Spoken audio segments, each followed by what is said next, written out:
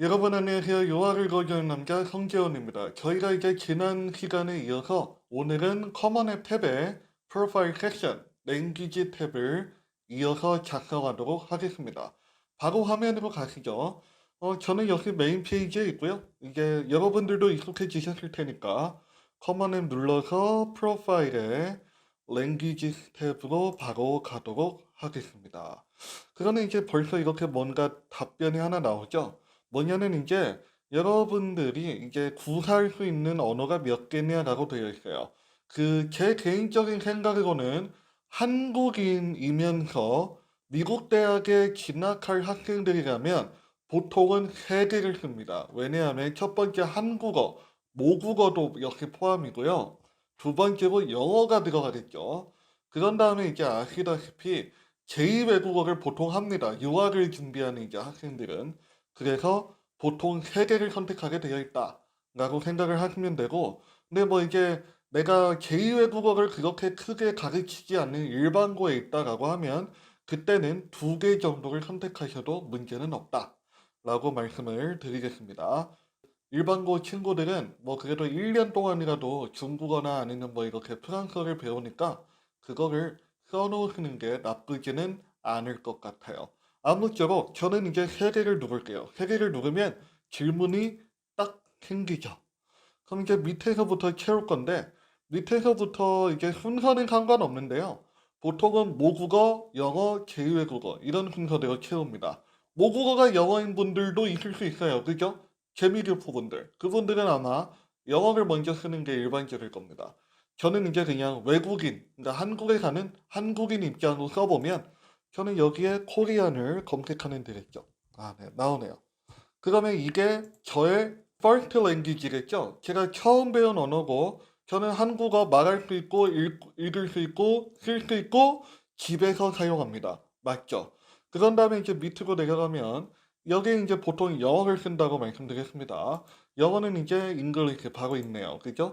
이게 저의 첫 번째 언어는 아니죠. 그렇기 때문에 저는 쓰지 않을 거고 말할 수 있고 읽을 수 있고 쓸 수 있고 만약에 뭐 여러분들이 뭐 이제 미국인 아버지나 미국인 어머니가 있다면 집에서 구사할 수도 있지만 한국인 가정에서는 그럴 확률이 낮기 때문에 저는 여기에 체크하지는 않겠습니다.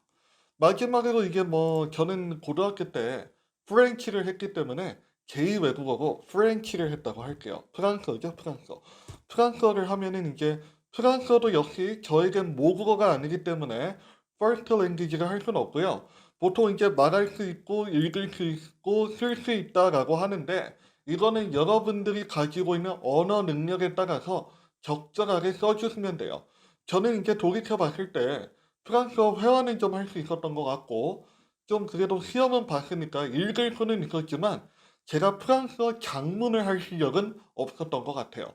그래서 이제 저는 스픽과 리드에만 체크를 하도록 하겠습니다.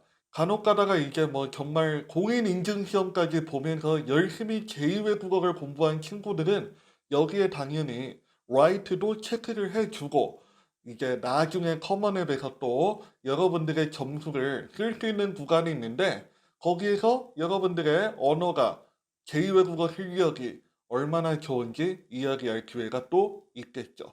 아무쪼록 저는 이렇게 마무리를 하고 컨티뉴를 눌러주면 역시 또 체크박스가 뜰 것입니다.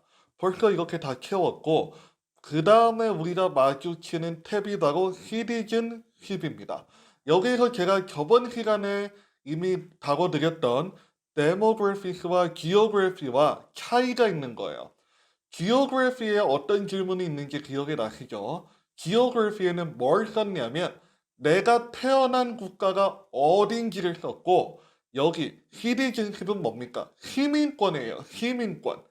이거는 태어난 국가 기준이 아니라 내가 지금 당장 해외로 나가게 된다면 어떤 여권을 사용하는지를 써주는 구간입니다. 극단적인 예시로 만약에 탈북자가 미국 대학을 지원한다고 할게요. 그분은 태어난 곳은 북한입니다. 북한. 그러면 위에 geography 질문에서는 북한이 태어난 국가가 되어 있을 것이고 그분이 탈북을 해서 남한에서 우리 대한민국에서 공부를 했다면 그리고 시민권을 땄다면 여기에는 우리나라, 대한민국이 들어가야 맞는 겁니다. 아시겠죠? 태어난 국가와 시민권을 가지고 있는 국가를 구분해서 생각을 해야 된다. 대부분의 한국인한테는 일치하겠지만 워낙 많은 다양한 분들이 보실 수 있기 때문에 구분을 해드렸습니다. 그거는 이제 Select Your Citizen Status를 누르면 선택권이 또 나와요. 이 영상을 보시는 분들 중에서도 미국 시민권자가 있을 수도 있고요. 이게 우리나라가 아직 그런 이중 국적을 허하진 않는데 미성년자들에게는 일단은 임시적으로 이중 국적을 허하고 있어요. 그거는 듀얼을 선택할 수도 있고요. 아니면 영주권자라고 하는 그냥 영주권자를 선택하는 친구들도 있고 이게 흔하진 않지만 refugee 이제 난민인 분들은 난민을 선택할 거고요. 외국인은 당연히 non-US가 있는 other를 누르게 되겠죠. 그거는 그 밑에 리스트 시티즌십이 나와 있죠. 여기는 뭐냐면 여러분들이 현재 갖고 있는 시민권이 뭐냐? 한국인한테는 한국이겠죠. 그러면 저는 코리아 리퍼블릭 오브를 써줄 것입니다. 내가 미국 시민권은 없지만 혼혈 가정이어서 뭐 제가 일본인 시민권을 가질 수도 있잖아요. 그러면 여기에는 또 이제 재팬을 써서 추가를 할 수 있는 구조로 되어 있다는 것을 일단 알려드리겠습니다. 그래서 지금 화면에 보시는 것처럼 이걸 예시를 들고 알려드리면 이 학생은 미국 시민권자는 없고 그 대신 대한민국과 일본의 시민권을 이중으로 갖고 있다라고 설명을 할 수 있는 거죠. 요거 역시 여러분들이 편한 대로 하시면 될 것 같고요.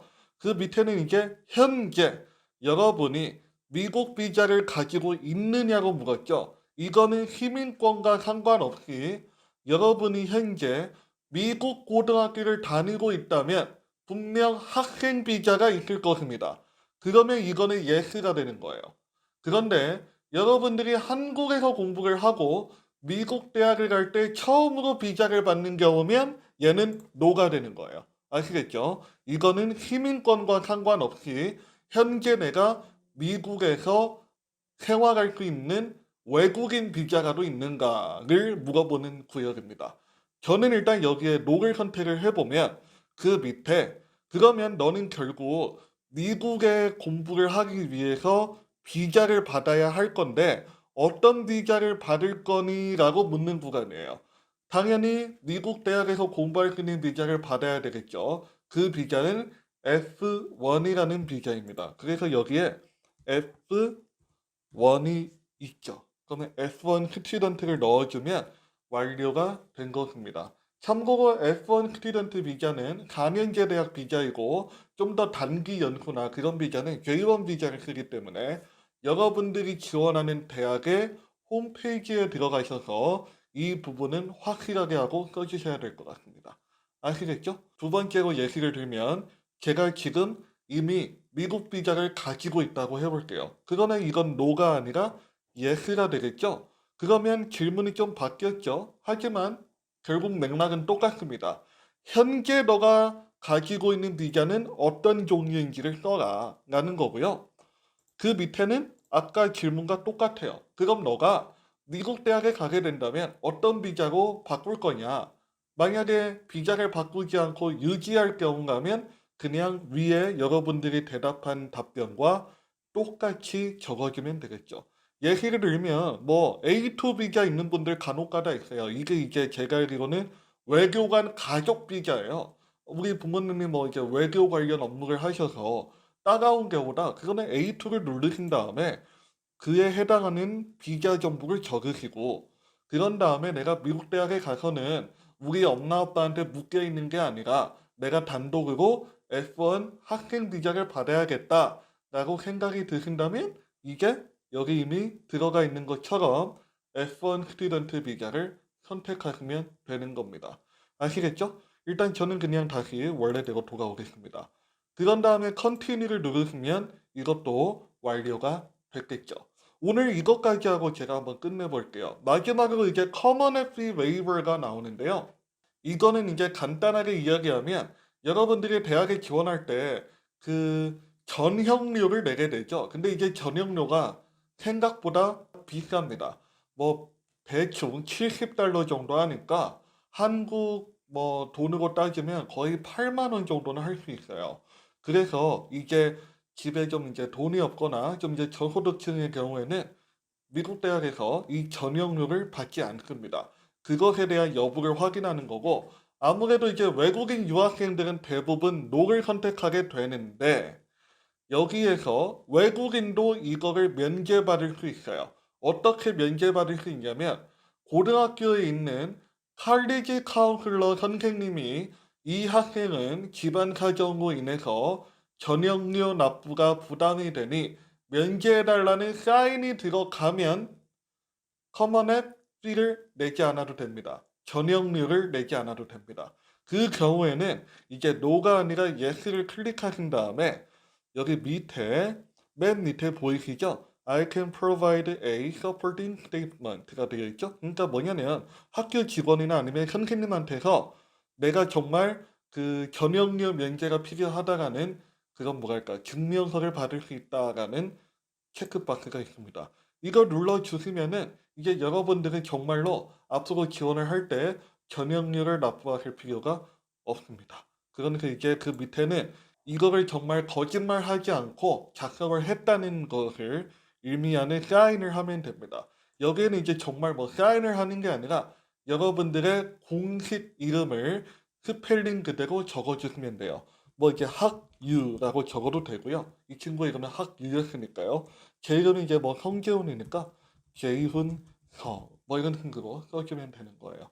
아무쪼록 그렇게 해주시면 되고 그 밑에는 이제 Strive for College에서부터 정보를 받을 의향이 있느냐인데 이거는 기본적으로 여기 나와 있는 것처럼 미국 영주권은 있어야 의미 있는 정보이기 때문에 노를 선택하시게 될 겁니다. 이거는 이제 설명을 드렸으니까 제가 다시 그냥 녹을 하고 넘어가도록 할게요. 그리고 이게 뭐 전형료 아끼겠다고 막 사인 받아서 내면 되는 거 아니냐 하시는데 미국 대학이 그렇게 호락호락하지 않습니다. 전형료를 면제받을 집안 가정이면 1년에 1억이나 하는 학비를 내기에는 어렵죠. 그런데 여러분들이 만약에 그 학교에 장학금 신청을 하지 않았는데 전형료는 면제받았다. 그러면 바로 일심을 살 수 있으니까 역시 이것도 솔직하게 답변하시면 될 것 같습니다. 이렇게 하면 이제 얘도 컨티뉴를 누르면 이제 우리는 프로파일 탭은 다 끝난 거예요. 그러니까 아예 프로파일 탭 옆에 체크박스가 떴죠. 다시 그냥 프로파일로 돌아가 보면 모든 탭에 체크박스가 떠 있는 것을 확인하실 수 있습니다. 이번 영상까지 하면 커먼의 탭에 드디어 첫 번째 섹션인 프로필을 다 적은 거예요. 그래도 꽤 많이 한 거거든요. 이제 다음 영상부터는 바로 다음 섹션인 패밀리 섹션을 한번 같이 작성해 보도록 하겠습니다. 감사합니다.